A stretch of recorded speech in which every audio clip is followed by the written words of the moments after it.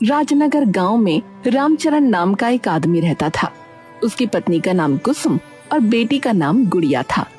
रामचरण पानी पूरी बेचकर गुजारा करता था, लेकिन उसकी कमाई बहुत ही कम थी और इसका कारण पानी पूरी का कम बिकना नहीं, बल्कि उसका भुलक्कड़पन था। अरे रामचरण भैया, जरा 10 की पानी पूरी खिलाओ तो। हाँ हाँ, अभी लो रमेश।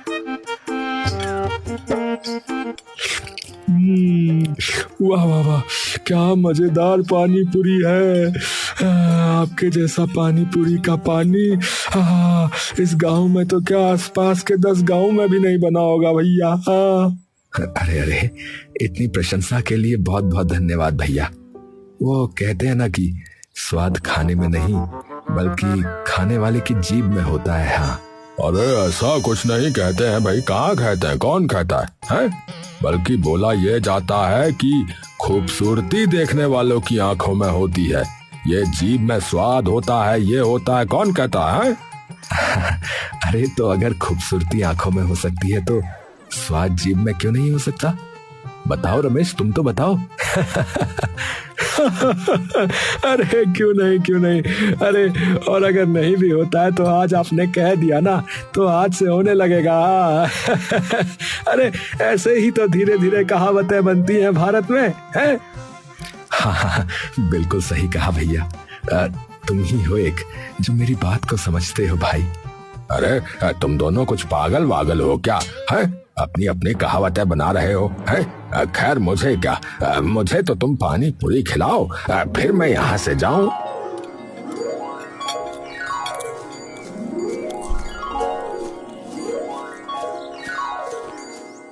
कि अचानक रामचरण ने उसे पुकारा। अरे ठहरो रमेश, अरे पैसे तो देते जाओ। क्या पैसे? अरे भैया, मैंने तो दे दिए थे 10 रुपए। अरे नहीं, अभी तक तो तुमने कुछ नहीं दिया भाई। अरे वाह रामचरण भैया, है आप तो पूरे के पूरे भुलक्कड़ निकले। देखो जरा, मैंने 10 का नोट दिया था, आप भूल गए। रामचरण का माथा ठनका। सच क्या है? उसने सच में पैसे लिए थे या नहीं? बेचारे की याददाश्त धोखा दे गई। रमेश हंसता हंसता निकल गया। अरे बाप रे, कहीं सच में मैंने पैसे ले लिए और मुझे याद नहीं। अरे मैं भी कितना भुलक्कड़ हूँ यार। वहीं खड़ा दूसरा आदमी जो अब तक पानी पूरी खा रहा था, ये सारा नजारा देख रहा था। उसके चेहरे पर शैतानी मुस्कान फैल गई। वो रमेश से भी एक कदम आगे निकला।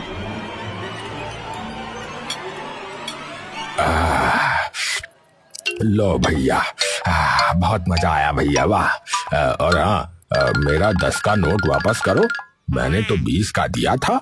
है? 20 का? अरे मुझे तो याद ही नहीं। हाँ भाई, अब याद कर लो। 10 की पानी पूरी खाई तो 10 मेरे वापस करो। बेचारा रामचरण फिर से उलझन में पड़ गया। डरते डरते उसने जेब से 10 का नोट निकालकर आदमी को थमा दिया। मतलब पानी पूरी खिलाई भी और ऊपर से अपने पैसे भी दे दिए। हे भगवान, मुझे तो कुछ याद ही नहीं रहता। इस दिमाग का तो क्या करूं मैं? एक दिन मेरा सत्यानाश न कर दे ये। इसी तरह दिन गुजरते गए।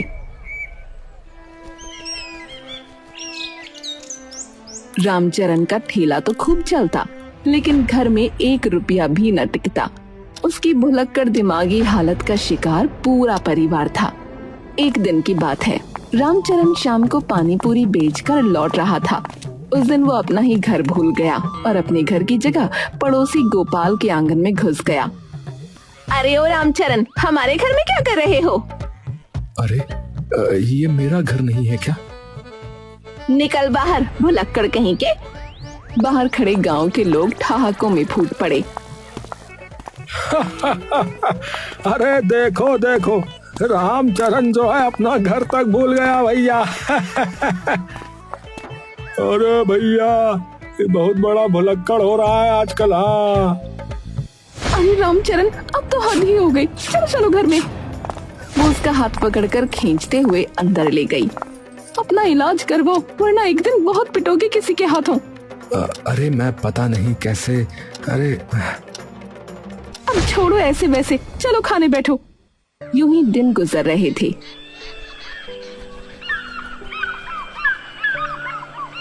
अचानक गांव में चोरी की घटनाएं शुरू हो गईं। एक के घर से छोटा सा बक्सा गायब हुआ जिसमें गहने रखे थे।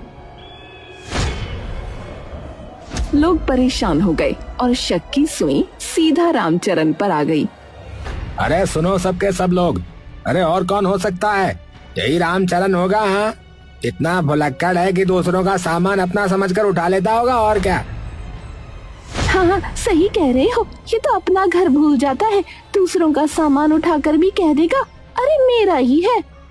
अरे नहीं नहीं भैया, अरे मैंने किसी का सामान नहीं लिया।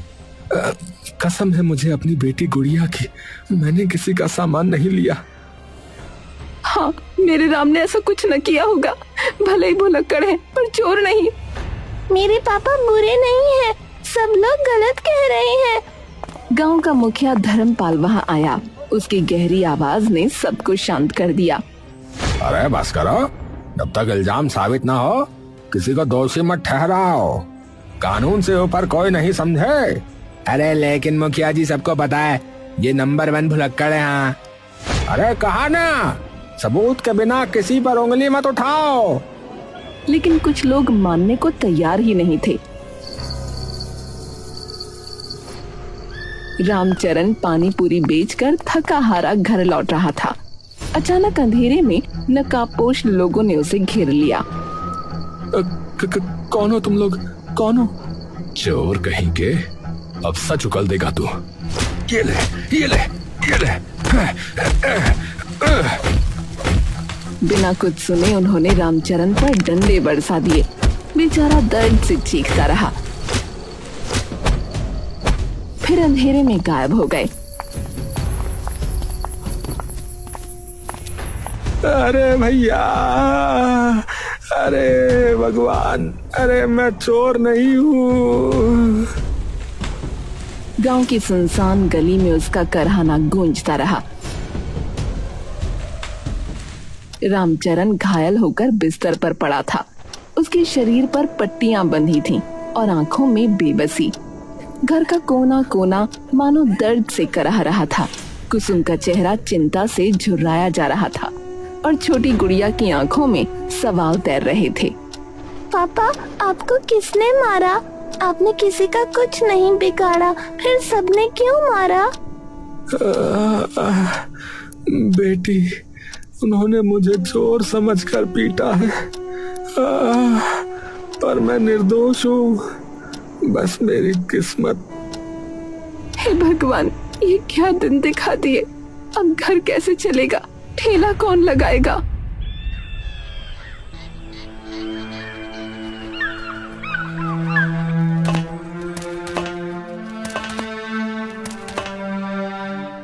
माँ जी, मेरा नाम भोला राम है। जरा 2 रोटी मिल जाती तो कृपा होती। कई दिन से पेट खाली है। हम पर पहले ही मुसीबतों का पहाड़ टूट पड़ा है और तू भीख मांगने चला आया है। जा यहाँ से। गुस्सा मत करिए। अगर आप इजाजत दें तो क्या मैं आपकी कुछ मदद कर सकता हूँ? तू? अरे तू खुद एक भिखारी है, हमारी मदद क्या करेगा?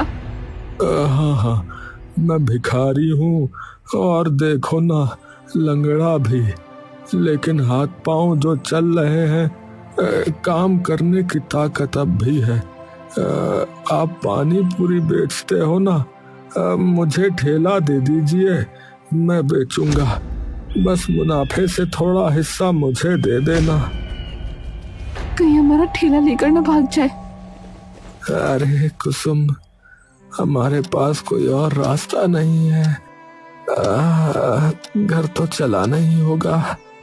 ये तो लंगड़ा है, ठेला कैसे चलाएगा? अब मैं चलूंगा नहीं, बस एक जगह खड़ा रहूंगा। लोग खुद आएंगे और पैसे लाना मेरी बात है, वो आ जाएंगे। बहुत सोच विचार के बाद आखिरकार कुसुम ने मजबूरी में हामी भर दी।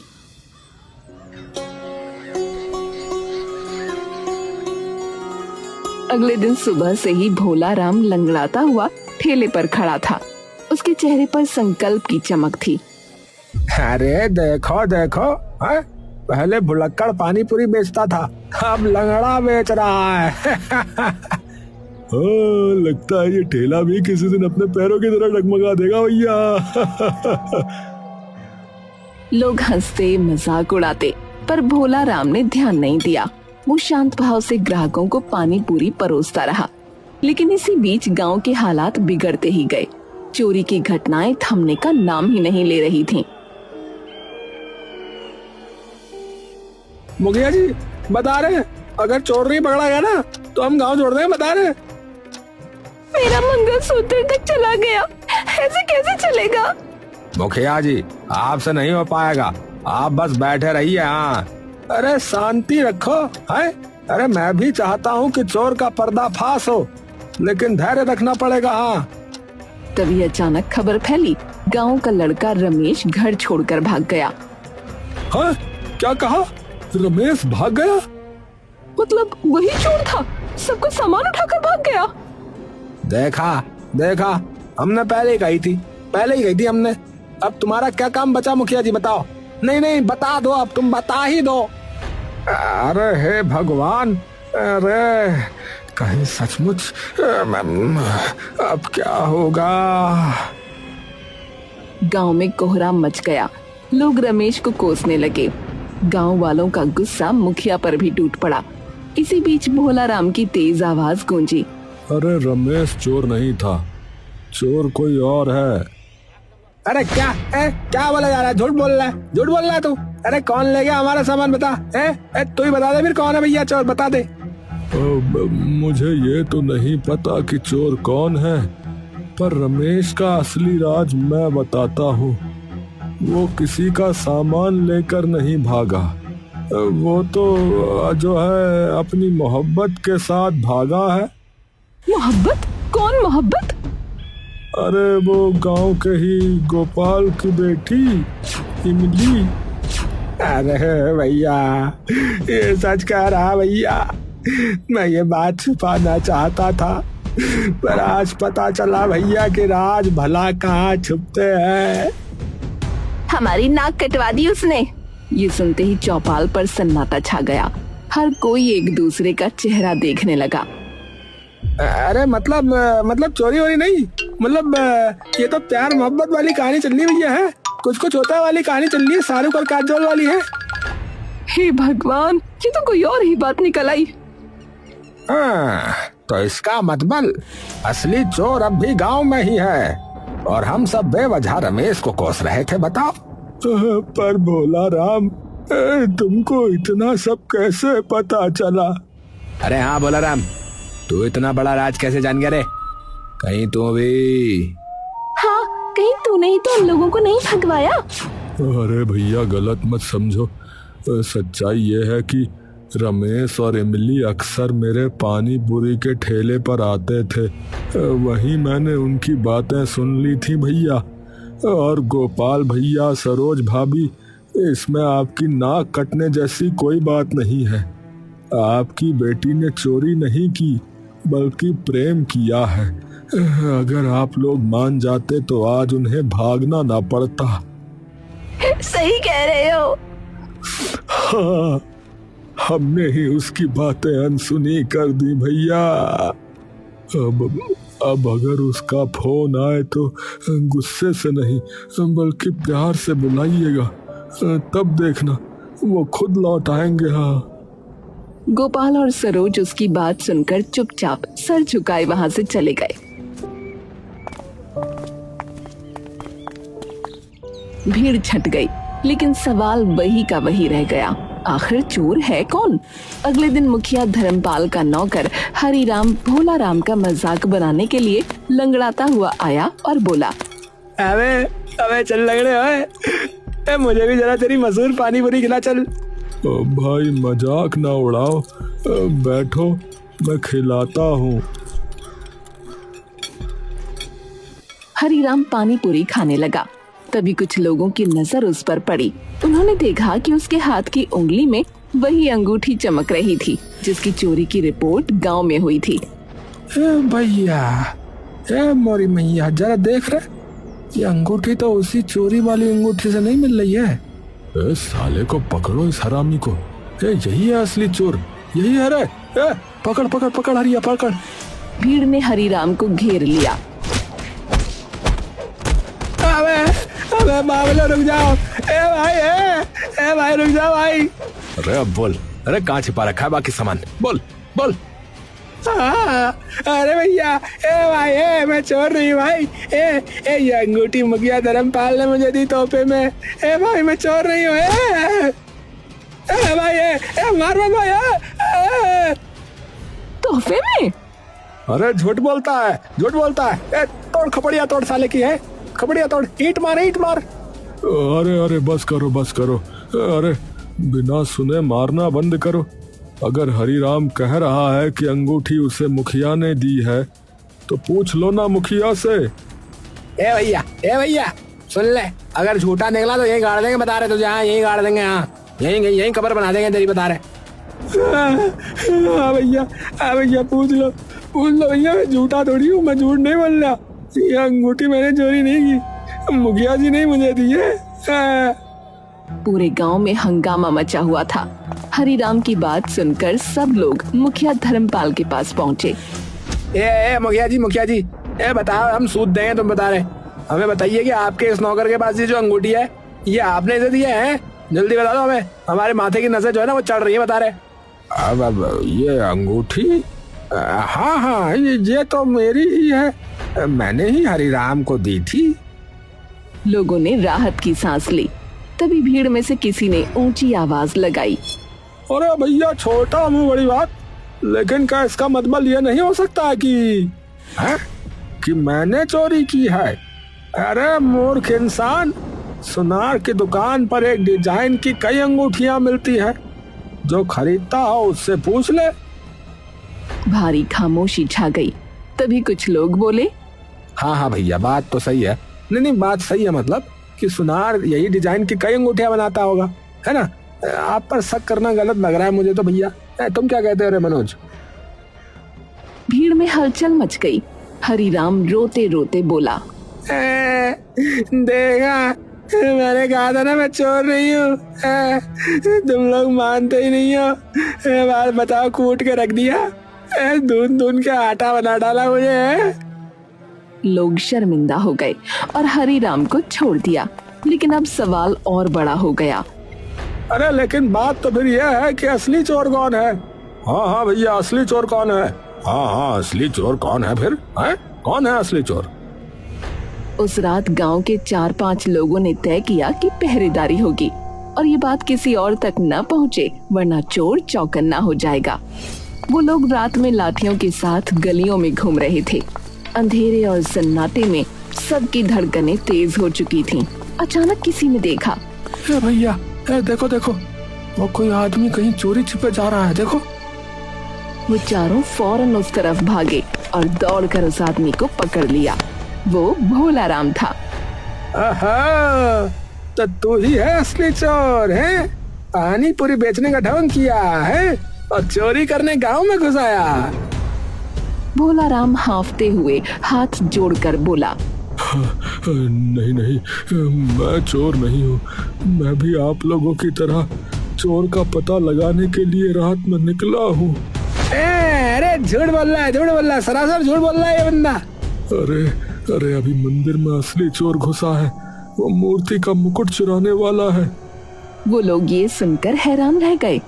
भैया, क्या सच बोल रहे हैं या हमें बेवकूफ बना रहे हो? है अरे भैया, अरे चलकर देख लो ना, यकीन नहीं हो रहा है तो। अरे एक मिनट, मैंने तो ध्यान नहीं दिया। अरे भैया ये देखो, ये तो लंगड़ा के चल ही नहीं रहा। मतलब इसने झूठ बोला, ये नाटक कर रहा था अब तक। अब तो पक्का हो गया कि चोर यही है। हाँ। अरे मोरी मैया, भैया, अरे हमने ये नजरअंदाज कैसे कर दिया भैया? लल्लन, गिट्टी, माधव, सिलमट्टा, देख भैया क्या हो रहा है ये। अरे वो मैं बाद में सब समझाता हूँ, पहले एक बार मंदिर में चल के देख तो लो बस। भैया चलो, कह रहा है तो चल के देखते हैं और फिर बाद में इसकी हड्डियों की हजामत करते हैं। हाँ चलो भैया, चलो। हाँ चलो भैया, देख लेते हैं क्या हो रहा है। सब लोग मशालें लेकर मंदिर की ओर दौड़े। जैसे ही दरवाजा खोला गया, अंदर का दृश्य देखकर सबकी आंखें फटी की फटी रह गईं। कोई था जो सोने का मुकुट उठाकर भाग रहा था। उन लोगों ने फौरन उसे पकड़ा और उसका नकाब हटाया। वो कोई और नहीं बल्कि खुद मुखिया धर्मपाल था। अरे धर्मपाल, अरे तू, अरे तुम लोग यहाँ कैसे आए? वो लोग उसे पकड़कर बाहर लाए। चीख पुकार से सारा गांव जमा हो गया। मुखिया तुम और चोर? मैं ही हूँ। मेरी संपत्ति मेरे जुए की आदत में जा रही थी, इसीलिए मैंने ये किया है। जुआ? हाँ बताओ। अरे कौन मेरा कोई कुछ बिगाड़ सकता है? अरे मैं इस गांव का मुखिया हूँ भाई। तभी अचानक भोला राम ऊंची आवाज में बोला, तेरा खेल खत्म है धर्मपाल। मैं कोई लंगड़ा पानीपुरी वाला नहीं, बल्कि undercover police inspector Vijay Singh हूँ। इंस्पेक्टर? ए भैया, पुलिस हुआ है क्या? अरे इंस्पेक्टर साहब। अरे इंस्पेक्टर साहब। हाँ, मुझे पहले से खबर थी कि इस गांव में चोरी की घटनाओं के पीछे कोई बड़ा गुनहगार है, इसीलिए मैंने लंगड़ा बनकर यहाँ डेरा डाला। और देखो, आज असली अपराधी सामने है। धर्मपाल गुस्से में दांत पीसता रह गया। उसी समय चौपाल की ओर से आवाज आई। रामचरण अपनी पत्नी कुसुम के साथ वहां पहुंचा। अब वो स्वस्थ था। देखा, मुझे बेवजह चोर समझा गया। मेरी इज्जत मिट्टी में मिल गई। रामचरण, इसी वजह से मैंने पानीपुरी बेचते हुए तुम्हारी सहायता की, वरना मैं किसी और तरीके से भी गांव पर नजर रख सकता था। तुम्हें बेकार की सजा मिली, पर अब न्याय मिलेगा। मैं तुम्हें मुआवजा दिलवाऊंगा। अरे राम, अनजाने में कैसे कैसे पाप हो गए हमसे भैया। अरे ए रामचरण, ए भैया माफ कर दो भैया, हमको भी, सब गांव वालों को माफ कर दो भैया। हाँ भैया माफ कर दो। हाँ भैया माफ कर दो हमें भी। हाँ भैया माफ कर दो, मैंने उस दिन तुम्हें सूद दिया था। कोई बात नहीं, कोई बात नहीं। अब मैं फिर से अपना पानीपुरी का ठेला लगाऊंगा। अब मैं पूरी तरह से ठीक हो गया हूँ। और मैं भी तुम्हारे साथ रहूंगी हर मुश्किल में। इंस्पेक्टर ने सबको सलाम किया और मुखिया को लेकर वहां से चला गया।